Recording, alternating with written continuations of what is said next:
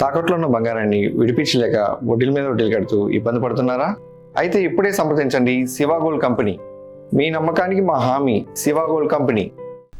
రోదసి రంగంలో ద్వైపాక్షిక సహకారాన్ని మరింత బలోపేతం చేసుకునే దిశగా అమెరికా అంతరిక్ష సంస్థ నాసా భారత్ భాగస్వామ్యాన్ని కోరింది. చందమామ దక్షిణ ధ్రువం వద్ద తలపెట్టిన తొలి ఆవాస ప్రాజెక్టులో చేతులు కలపాలని ఆహ్వానించింది. Bharat US civil space joint working group సమావేశం ఇటీవల బెంగళూరులోని ఇస్రో ప్రధాన కార్యాలయంలో జరిగింది. ఈ సందర్భంగా ఇప్పటికే కుదుర్చుకున్న ఒప్పందాలను అమల్లోకి తీసుకురావడంపై ప్రధానంగా చర్చ జరిగింది.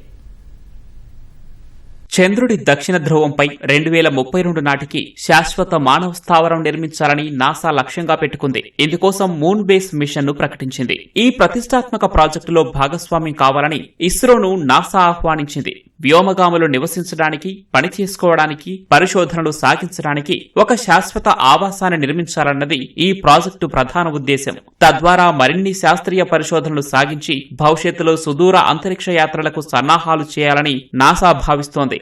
అంతరిక్ష రంగంలో సహకారాన్ని విస్తరించుకోవడానికి ఉన్న అవకాశాలపై చర్చించేందుకు రెండు దేశాల పౌర అంతరిక్ష ఉమ్మడి కార్యాచరణ బృందం గత వారం బెంగళూరులో సమావేశమైంది. ఆర్టెమిస్ ఒప్పందం కింద రెండు దేశాల భాగస్వామ్యాన్ని మరింత ముందుకు తీసుకువెళ్లేందుకు చందమామ ఆవాస ప్రాజెక్టులో చేరాలని నాసా ఈ సందర్భంగా భారత అంతరిక్ష పరిశోధన సంస్థ ఇస్రోను ఆహ్వానించినట్లు భేటీ అనంతరం విడుదలైన సంయుక్త ప్రకటన పేర్కొంది. శాస్త్రీయ డేటాను పరస్పరం పంచుకునే అంశంపై చర్చలను మరింత ముందుకు తీసుకువెళ్లాలని కూడా రెండు అంతరిక్ష సంస్థలు అంగీకరించాయని తెలిపింది. ట్రస్ట్ కార్యక్రమం కింద పౌర, వాణిజ్య, అంతరిక్ష సహకారాన్ని బలోపేతం చేసుకోవడం గురించి కూడా ఈ సమావేశంలో చర్చ జరిగింది. గత ఏడాది ఫిబ్రవరిలో ఆవిష్కరించిన ట్రస్ట్ కార్యక్రమం కింద రక్షణ, ఏఐ, సెమీ కండక్టర్లు, క్వాంటం, బయోటెక్నాలజీ, ఇంధనం, అంతరిక్షం వంటి రంగాల్లో కీలక పరిజ్ఞానాల వినియోగాన్ని ప్రోత్సహించడం దీని ప్రధాన ఉద్దేశం. సైన్స్, మానవ సహిత అంతరిక్ష యాత్ర పరిజ్ఞానంలో భాగస్వామ్యాలపై కూడా బెంగళూరు సమావేశంలో చర్చించినట్లు